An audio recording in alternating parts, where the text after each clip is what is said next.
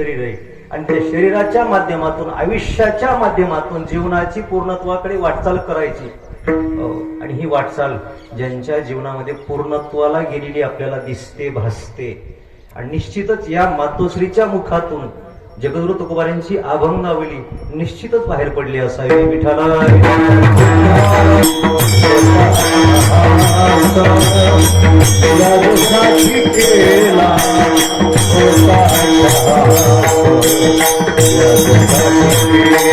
कृतज्ञतेचे उद्गार त्याच मातोश्रीने काढावेत,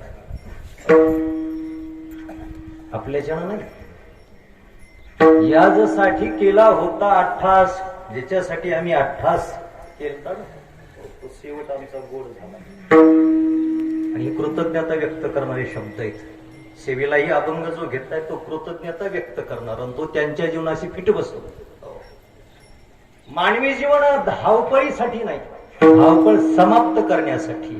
थोडीशी आपली गफलत झाली, आपल्याला मनुष्य शरीर प्राप्त झालं पण आपण धावपळच करतो. धावपळ समाप्त करण्यासाठी मनुष्य शरीर आहे आणि ती धावपळ त्यांनी समाप्त केली.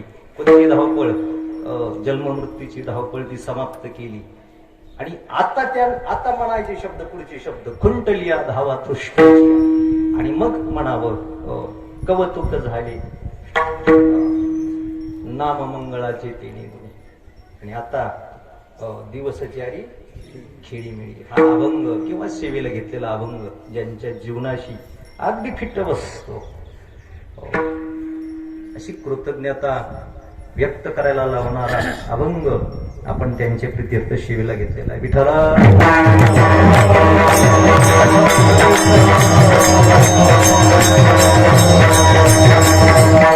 महाभारतामधील प्रसंग आहे. कौरवांचं आणि पांडवांचं युद्ध सुरू होतं. सरसेनापती भीष्माचार्य होते सुरुवातीला आणि त्यांच्या आधिपत्याखाली युद्ध चालू होतं कौरवाच्या बाजूने. भीष्माचार्य धारातील पडले आणि अंगामध्ये सगळे बाण गुंतलेले, शरपंजरी पडली, शरपंजरी. आणि पुन्हा राहिलेलं युद्ध नंतर दुसऱ्यांना सेनापती केले, कर्ण असतील, आमके असतील, तमके असतील. युद्ध समाप्त झालं, कौरवांचा पराजय झाला, कौरव संपले, पांडवांचा विजय झाला. आणि नंतर भीष्माचार्यांचं स्मरण झालं. कोणाला? धर्माना. धर्म म्हणतो मला आजोबांना भेटायचंय. भगवंत म्हणले काही हरकत नाही. काही सांकेतिक खुणा होत्या, धर्माच्या मनामध्ये काही प्रश्नचिन्ह होते आणि ते प्रश्नाचे उत्तर फक्त भीष्माचार्याकडूनच समाधान पण्यासारखे होते. भगवंताने अर्जुनाला उपदेश केला पण भगवंताने धर्माला उपदेश नाही केला. धर्माला उपदेश करण्याकरता भीष्माचार्याकडे नेलं, कारण भीष्माचार्यांच्याच उपदेशानं धर्माची तृप्ती होणार होती. विठ्ठला शरपंजरी पडलेले भीष्माचार्यांच्या समोर ही पांडवांची मंडळी, राहिलेली मंडळी सगळी आली आणि त्यांचा संवाद झाला. धर्माचे काही प्रश्न होते, त्या धर्माच्या प्रश्नाला भीष्माचार्याने उत्तर दिले. आणि शेवटी भीष्माचार्यांचं लक्ष गेलं भगवान श्रीकृष्णाकडे. डोळ्याला धारा लागल्या. विश्वाचा मालक, ब्रह्मांडाचा नायक, त्याच्याही डोळ्याला धारा लागल्या. आणि धन्य पुण्य रूप कैसा झाला संसार, देव आणि भक्त तुझा नाही विचार. अशी अवस्था झाल्यानंतर भगवान श्रीकृष्ण हळूच विचारतात भीष्माचार्यांना, महाराज तुमची अपेक्षा जर असेल तर ही वेदना पूर्ण नाहीशी करतो आणि तुम्हाला आणखी आयुष्य प्रदान करतो. अपेक्षा असेल तर, कारण करतुम अन्यथा करतुम शक्ती आहे. अपेक्षा आहे का तुमची? भीष्माचार्य हसले आणि भीष्माचार्यांचे गोड उद्गार आहेत. देवा, अरे आता मी शरपंजरी पडलून काही क्षणामध्ये देह सोडणार आहे, देह त्याग करणार आहे.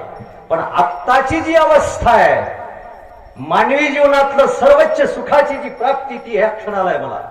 आणि या क्षणाचा आनंद घेत घेत प्राण त्याग करायचे. सांग अशी वेळ भविष्यात येईल का? अंत समयाच्या वेळेला तुझं स्मरण मुखामध्ये माझ्या चालू आहे. श्रीकृष्ण श्रीकृष्ण श्रीकृष्ण हे स्मरण पुन्हा काही कालानंतर जरी मी वाचलो, काही आयुष्य जर भोगलं, अंत काळाच्या वेळेला तुझं स्मरण होईल.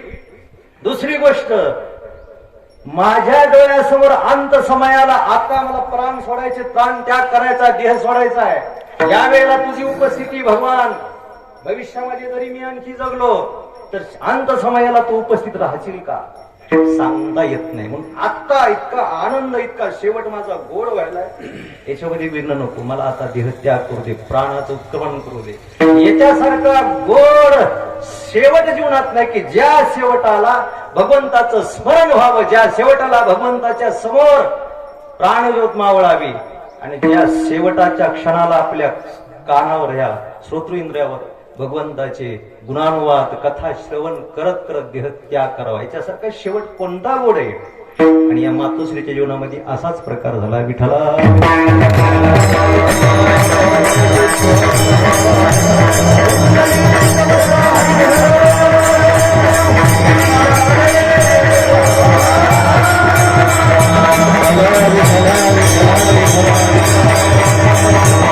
म्हणूनच कृतज्ञतेचे उद्गार आहेत, कृतज्ञतेचे उद्गार देवा. त्यांनीच म्हणावं, पुरविली आळी जे जे केली ती ती काळी. आमची ज्या जेवढची जी जी इच्छा असेल ती परिपूर्ण झाली. तात्या कीर्तन करू करू उपरणे फाटायलेत, फेटे फाटायलेत, ज्यांचे ज्यांचे उपरणे फेटे फाटायलेत. निश्चितच दुसऱ्याचं कशाला सांगू, पण माझ्या जीवनामध्ये प्रश्न उभा राहतात महाराज, प्रश्न उभा राहतात.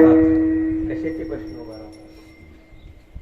आपण कीर्तनकार झालो म्हणजे फार मोठे झालो, प्रवचनकार झालो म्हणजे फार मोठे झालो, आपला फार परमार्थ मोठा झालाय, हे आज सिद्ध होत नाही. दोन गोष्टी सिद्ध तेव्हाच होतात. शूर कधी ओळखावा, शूर कधी ओळखावा? बॉर्डरवर गेल्यानंतर शत्रूबरोबर युद्ध खेळत असताना शूर ओळखायचा असेल तर रणांगणामध्ये शूर ओळखावा. आणि साधू कधी ओळखावा? साधू कधी ओळखावा? साधू मरण समयीला ओळखावा. याचा शेवट गोड होतो, तिथं साधुत्व ठरतं, तिथं साधुत्व ठरतं. आमचे प्रातस्मरणीय वैकुंठवासी हरिभक्तीपरायण दस्तापूरकर महाराज, दस्तापूरकर महाराज, द्वादशी सारखी तिथी होती, आषाढी सारखा सोहळा होता, द्वादशी तिथी होती, सायंकाळची वेळ होती, हरिपाठ चालू होता, ज्ञानोबरायांचा हरिपाठ, सर्व सुखावडी, सर्व शास्त्र निवडी अभंग चालू होता. आणि ज्ञानदेवा प्रमाण निवृत्ती दिव्य ज्ञान हे प्रमाण चालू होतं, हे प्रमाण चालू होतं. आणि ठाकूरबांच्या मठामध्ये महाराज विराजमान होते. शेवटच्या क्षणाला द्वादशी सारखी उत्तम तिथी, आषाढी सारखा सोहळा, आणि त्या सोहळ्यामध्ये इंद्रायणी आपलं चंद्रभागे मातेच्या एकदम काठावरती तो मठ आहे, आणि त्या मठामध्ये महाराज बसलेले होते.